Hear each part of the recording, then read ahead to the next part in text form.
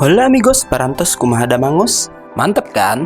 Balik lagi sama gue Ega yang demenannya nontonin Donghua. Jangan lupa Senin sampai Jumat tongkrongin channel kita buat nonton rekapan-rekapan film seru. Tapi sebelum mulai, harap cek dulu kota kalian. Kalau sekarat, bisa numpang wifi tetangga.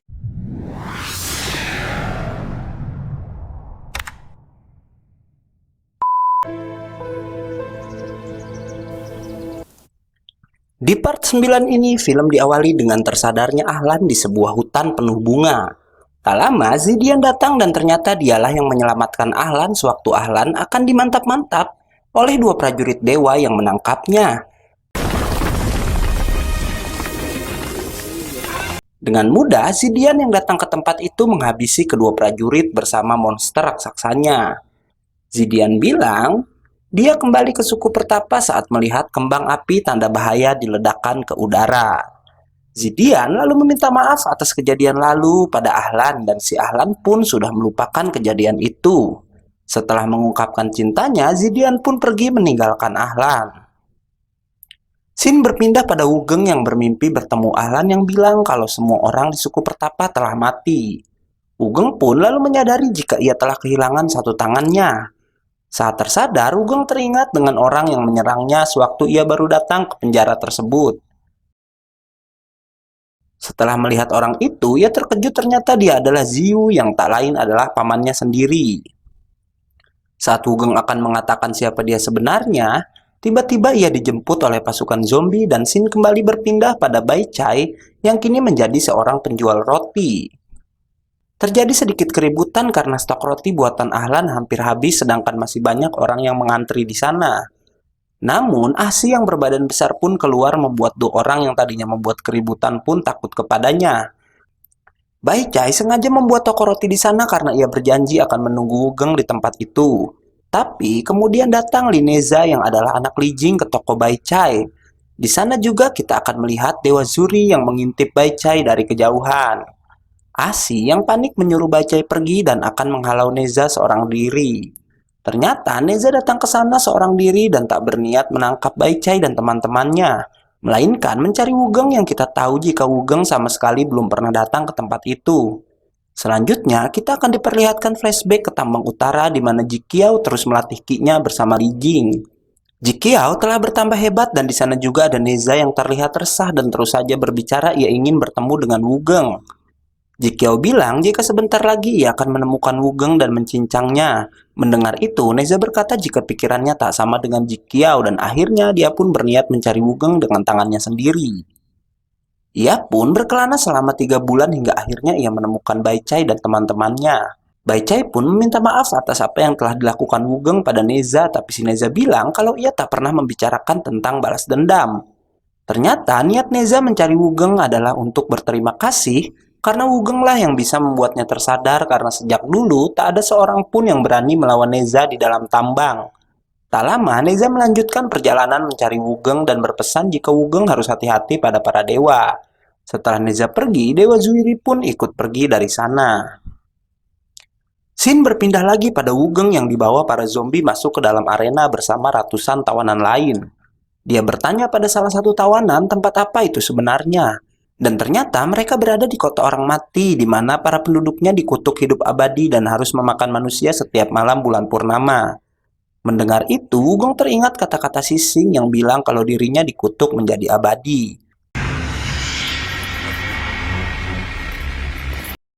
Tak lama, Sising memasuki arena dan bilang siapapun yang bertahan sampai matahari terbit maka ia akan dibebaskan dari kota orang mati itu. Tak lama, para zombie mulai kehilangan kendali dan menyerang para tawanan. Bener aja, para zombie itu adalah makhluk pemakan manusia. Saat akan menyerang Wugeng, ternyata Wugeng bisa mengeluarkan kekuatan ilahinya, membuat Sising yang melihat itu memuji Wugeng. Para zombie ketakutan dan menjauh dari Wugeng, tapi Sising maju dan berniat melawan Wugeng dengan tangannya sendiri. Selanjutnya, kita akan dibawa pada masa lalu Ziyu yang mengaku jika ia juga menyukai Shin Yuhu, namun ia sadar jika sang dewi lebih memilih kakaknya. Kejadian itu terjadi setelah Ziyu kembali dari pengasingannya. Ziyu berencana akan berpetualang lagi walau kakaknya memintanya untuk mengurus kerajaan bersama-sama. Walau begitu, Ziyu berjanji jika kakaknya itu dalam bahaya, ia akan datang untuk menolongnya. Kembali pada pertarungan Wugeng melawan Sising. Di sana Sising sangat senang melihat Wugeng sudah bisa menciptakan dinding pelindung yang sama dengan Tian. Namun karena belum berpengalaman, dinding itu pun dengan mudah ditembus oleh si dewa.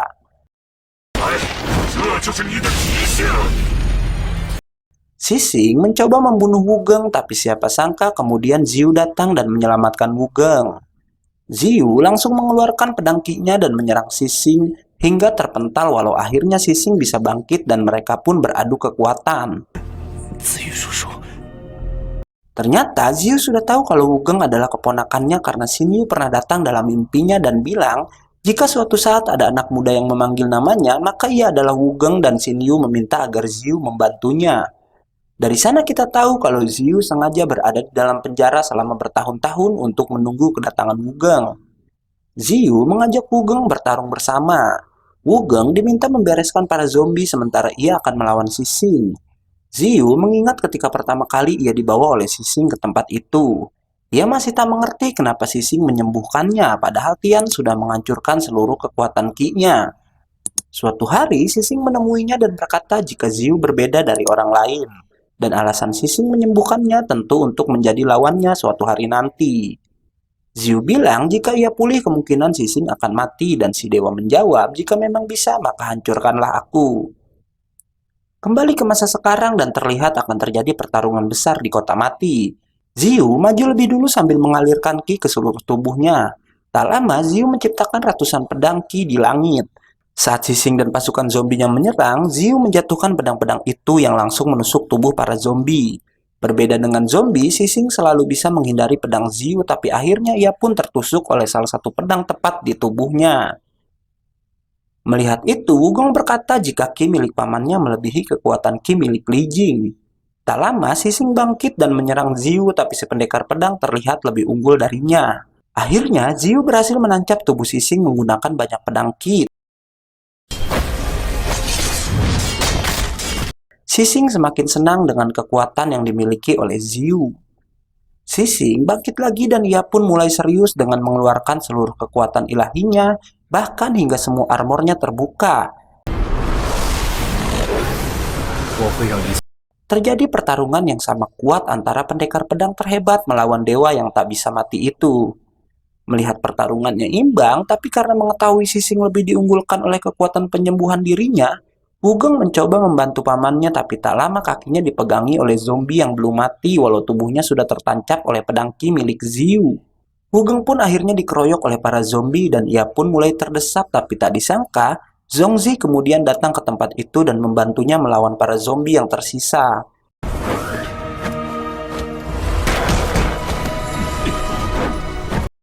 Wugeng pun mengetahui jika kakeknya dibawa oleh para dewa, sementara Ahlan keberadaannya belum diketahui oleh Zongzi. Zongzi lalu bercerita jika semua zombie di sana dulunya adalah manusia biasa yang dikutuk menggunakan rune. Zongzi pun lalu bercerita jika 10 tahun yang lalu kota mati itu adalah sebuah kota maju yang dipimpin oleh seorang dewa baik hati yang tak pernah menganggap manusia sebagai budaknya, dan dewa itu tak lain adalah Sising.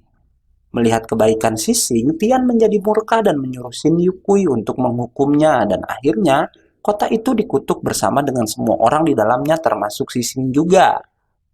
Setelah kejadian itu, pikiran Sising menjadi gila karena pengaruh dari segel orang mati tersebut, dan menjadi Sising yang sekarang.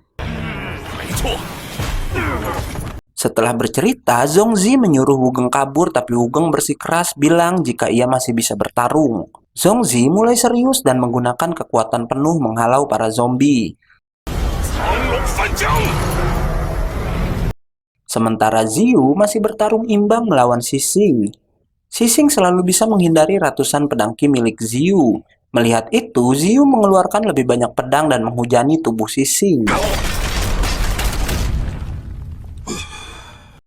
Sising belum juga mati dan malah menyerang balik menggunakan jurus serigala hitam yang bisa menelan Ki milik orang lain.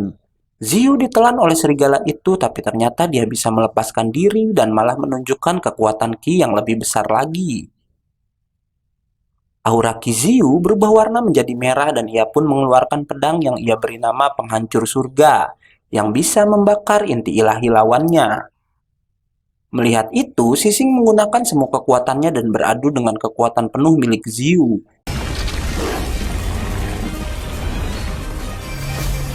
Tapi di saat bersamaan ada kekuatan lain yang menghalangi pertarungan mereka. Ternyata itu adalah Wugeng yang mengeluarkan kekuatan monokromnya. Ternyata pertarungan itu disaksikan oleh Shin Yukui yang bilang kalau kekuatan ilahi Wugeng hampir mendekati kekuatan dewa utama. Ia lalu memanggil Taiji dan Zuiri untuk melihat Wugeng dalam pertarungan tersebut. Shin Yu mengetahui jika Wugeng adalah keponakannya, tapi ia yang kejam malah menyuruh kedua dewa utama untuk membunuh Wugeng. Taiji merasa lucu karena Shin Yu mengutus dua dewa utama hanya untuk seorang manusia. Tapi Shin Yu memberitahu kalau di sana juga ada Ziyu, sang pendekar pedang terhebat. Namun Taiji masih saja meremehkannya karena Wugeng dan Ziyu hanyalah manusia biasa. Mendengar itu, Shin Yu mengingatkan kalau Taiji pernah dikalahkan oleh Raja Sang yang juga seorang manusia. Dan karena Wugeng keturunannya, Taiji diminta untuk tak meremehkannya. Akhirnya, kedua dewa itu diutus untuk membunuh Wugeng.